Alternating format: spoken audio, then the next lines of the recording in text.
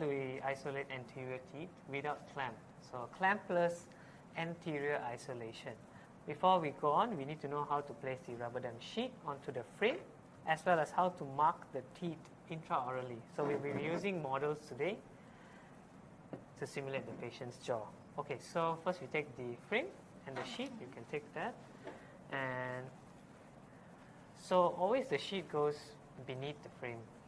Okay, so let's just stretch the sheet and put it on the tags, on the projections. Is there like a specific position? There can be a specific position, but ultimately we are going to fold the dam. Okay. So actually it doesn't really matter. So okay, we can leave a bit of leeway at the side. So make sure that it can be stretched still. Help. Okay, need some time.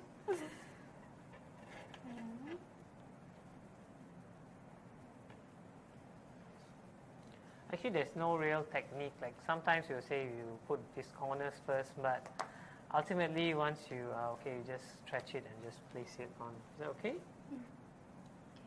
Okay? Yep. So maybe for this one, we can let this one out, and this one we can. Oh, so you don't put the middle one? So the middle one, sometimes we can leave it open so we can have some play. Okay? Smart. So okay. So now we move on to our models. Okay? Maybe we can place this over here. Okay, so now we have the rubber dam sheet on the frame, and now we want to put it into the mouth. Okay? So I know this is the upper anterior, but it's upside down. So just for the sake of this demo, we will be doing it like this. Actually, technically, it should be like this. But if it's like this also, it doesn't really matter, actually, honestly. So okay, we're placing it down. And now we want to place it over. And you can see the teeth indentation. Yep. Okay, so now we take the marker pen. And in the center of the teeth, okay, so we are doing canine to canine. 1, 2, 3, 4, 5, and 6. Okay? Okay. Let me try.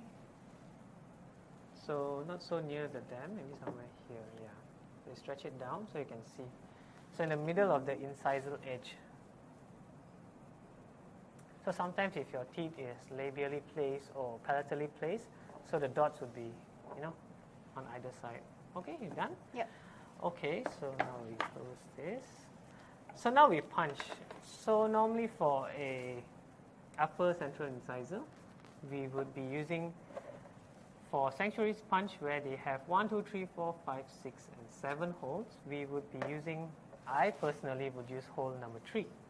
So the third smallest hole, if you would. So as you can see, in the close-up here, we are on the third smallest hole here, 1, 2, and 3.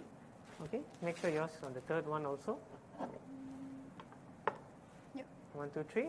Okay, so let's punch for the central and the lateral incisors. So four punches. Okay. So lateral, 1.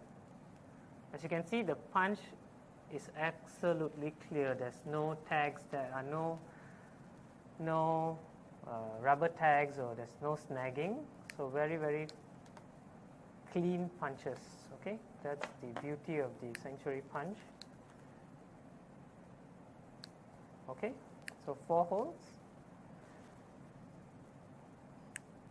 Okay. Yeah. 4. Okay, so now for the canines, they are larger than the incisors. So we go to the 4th hole. So we switch. Even the sanctuary punch is really, really smooth. As you can see, it clicks into place. Sometimes it stops halfway, and that's not good for some other punches.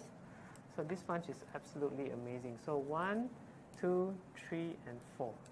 So make sure your thing is punching cleanly. Okay, it's cleanly. Let's go to the canine now. So 1, 2, 3, and 1, 2, and 3. Okay, so now we have 6 holes. We place our punch to the side.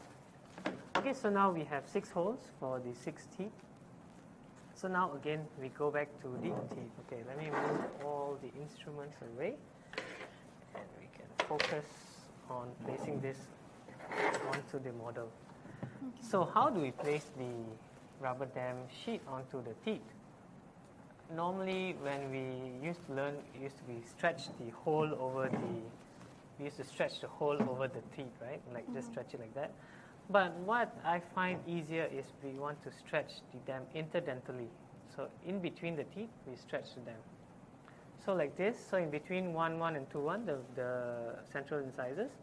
So what we want to do is stretch the dam interdentally and a seesaw motion,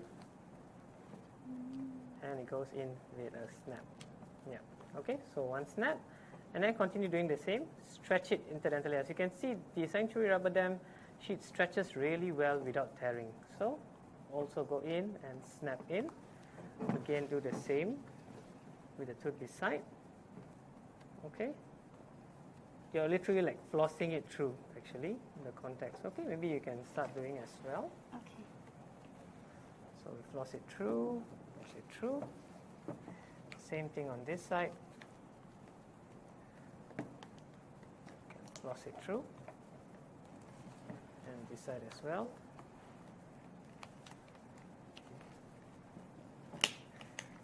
It's definitely easier in the patient's mouth because they have some saliva and it's lubricated, and here it's a bit dry, so dam is a bit tight to go in here.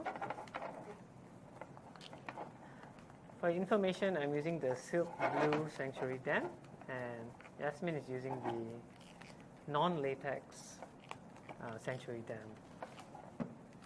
Okay, so this is technically how it looks like. A bit hard to go through. Yeah, for the canine. For the canine, yeah.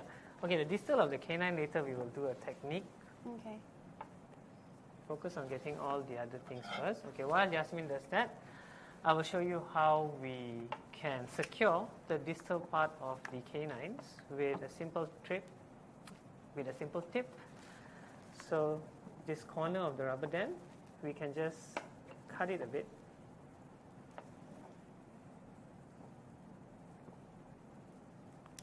Make sure your scissors are sterile. This is just for demo.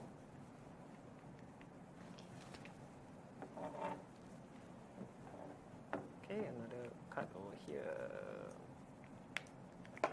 Okay, triangular piece of rubber from the corners. Okay, yeah. Okay.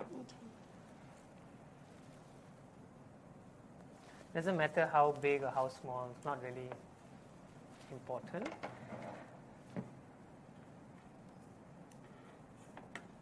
Okay, Yasmin has cut hers as well. So what we want to do, we take the flat end of the rubber sheet and we stretch it. Stretch it, and we want to place it on the distal of the canine. Okay? So let's do it. It's a bit tight sometimes. You really have to floss through the contact. Sometimes a bit tight, okay? And ideally you have to do dam inversion and whatnot, but we're just doing a quick demo today. Okay. So again, on this side, we need to really stretch the sheet and place it in. As you can see, the model is like shaking and whatnot. Yeah. The patient's mouth is quite stable, so it's not the same. So okay, yeah, once you've done that, if you want to do some inversion, you can do a bit of inversion, but in this model it's a bit difficult.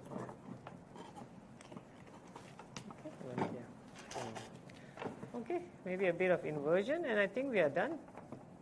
Doctor, Yeah? sometimes people actually use astringe when they do inversion. Do you do that as well? Yes, definitely we need to dry the surface, and then we can invert with the plastic instrument in. Okay, I think that is, for the model, sometimes a bit difficult to invert, but in the oral cavity, once your assistant helps you to dry this area and you use your plastic instrument to gently invert the dam into the sulcus, it's quite simple actually. The air kind of pushes the dam down. The air actually dries this area because you need a dry area for the dam to invert. Okay. The pushing action of the air, actually, I don't think it helped much, but I guess it does actually help to go inside. So I think, yeah, that's it for our anterior clampless isolation. So as you can see, there are no clamps here.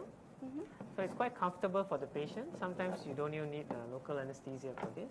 Only thing is here, it might be a bit tight, so you warn the patient before placing it. Like, okay, you feel a bit of sensation, you snap it in. Yeah. Okay. And the color is so pretty. Yeah, color. And you see, once you do this, you don't have the tongue, you don't have anything, and you can just do your Yeah. filling or your bonding, and it's just stress-free dentistry.